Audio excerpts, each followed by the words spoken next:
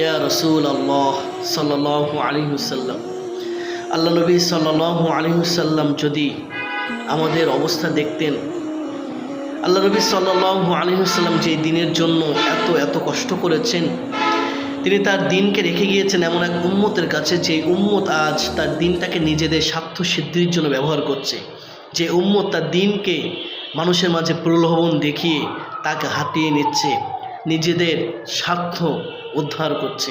ইয়া রাসূল আল্লাহ, আল্লাহ নবী সাল্লাল্লাহু আলাইহি ওয়াসাল্লামের প্রিয় সাহাবী খলিফাতুল মুসলিমিন আবু বকর রাদিয়াল্লাহু তাআলা আনহু, ওমর রাদিয়াল্লাহু তাআলা আনহু, উসমান রাদিয়াল্লাহু তাআলা আনহু, আলী রাদিয়াল্লাহু তাআলা আনহু সহ সকল সাহাবী যেই দিনকে বুলন্দ করার জন্য, সেই দিনকে প্রতিষ্ঠিত করার জন্য যেই পরিমাণ কষ্ট করেছে, শ্রম দিয়েছে, ত্যাগ তিতিক্ষা দিয়েছেন, বিসর্জন দিয়েছেন, সেই বিসর্জন আজ তার উম্মত দিচ্ছে না। আজ তার উম্মত সেই দিনকে নিজেদের স্বার্থ সিদ্ধির কাজে ব্যবহার করছে। ইয়া রাসূলুল্লাহ, আল্লাহ নবী সাল্লাল্লাহু আলাইহি ওয়াসাল্লাম যদি কিয়ামতের দিন আমাদেরকে সাহকান বলে আমাদেরকে দূরে ঠেলে দেয়, তখন আমাদের কি করণীয় আছে, কি উচিত জবাব দিব তখন আমরা নবীকে?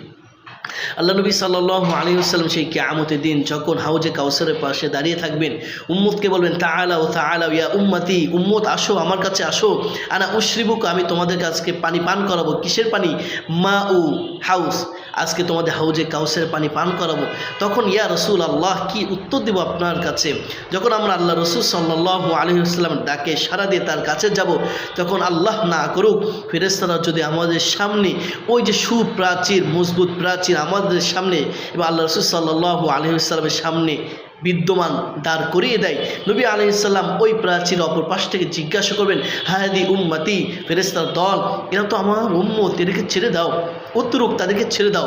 তখন ফেরেশতারা যদি আমাদের বিরুদ্ধে নবী সাল্লাল্লাহু আলাইহি ওয়াসাল্লামের কাছে নালিশ করে, ইয়া রাসূলুল্লাহ, এরা আপনার উম্মত, তবে এরা আপনার সেই কাজকে আঞ্জাম দেয় নাই, আপনি যেই আদর্শ, যে মতাদর্শ, সুন্নাহ, দিন তাদের কাছে আমানত রেখে গিয়েছিলেন, তারা সেই দিনকে নিজেদের স্বার্থ সিদ্ধির কাজে ব্যবহার করেছে।